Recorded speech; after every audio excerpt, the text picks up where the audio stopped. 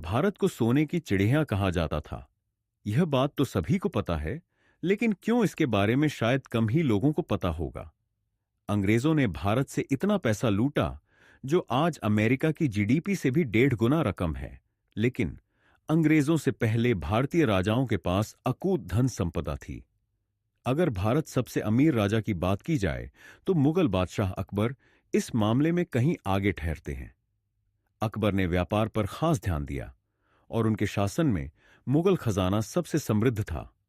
भारत में मुगलों की तीसरी पीढ़ी के बादशाह जलालुद्दीन मोहम्मद अकबर ने अपने शासनकाल में टैक्स व्यवस्था को काफी मजबूत किया और अपना कारोबार बढ़ाया। अकबर ने व्यापार के नए रास्ते खोलने के साथ ही नए देशों और रूट का भी इस्तेमाल किया। उन्होंने अपना कारोबार यूरोपीय देशों तक फैलाया और जमकर खजाना भरा। इतना कि उस जमाने में पूरी दुनिया की जीडीपी का 1/4 यानी 25% पैसा अकबर के खजाने में था। जाहिर है कि दुनिया भर के व्यापारी उनके साथ जुड़ना चाहते थे।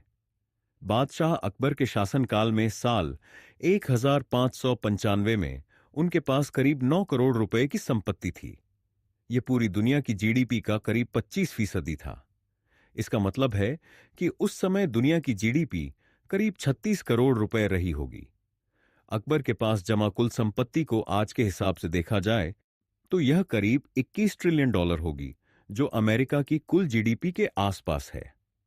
अमेरिका की कुल जीडीपी अभी 28 ट्रिलियन डॉलर के करीब है।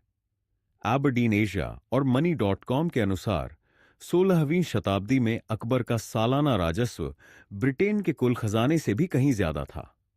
उस दौरान अकबर का हर साल का रेवेन्यू 1 करोड़ 75 लाख पाउंड 19 करोड़ 1 लाख 15 हजार रुपए था, जो ब्रिटेन के कुल खजाने 1 करोड़ 60 लाख पाउंड से भी ज्यादा है।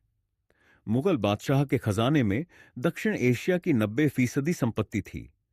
इस लिहाज से माना जाता है कि बादशाह अकबर के पास 21 ट्रिलियन डॉलर की संपत्ति से कहीं ज्यादा रकम थी, जिसका सही सही अनुमान लगाना कठिन है।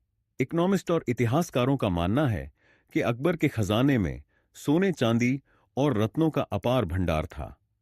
कीमती रत्नों से बने बर्तनों, जेवर और अनमोल मोतियों के खजाने के लिए अलग अलग कमरे थे। उनके पास एक से बढ़कर एक हीरे और रत्न थे, जो उस समय दुनिया के लिए दुर्लभ थे। भारतीय इतिहास में एक और अमीर रहे, जो हैदराबाद के निजाम मीर ओसमान अली खान थे। उनके पास भी करीब 230 अरब डॉलर, करीब 20 लाख करोड़ रुपए की संपत्ति बताई जाती है।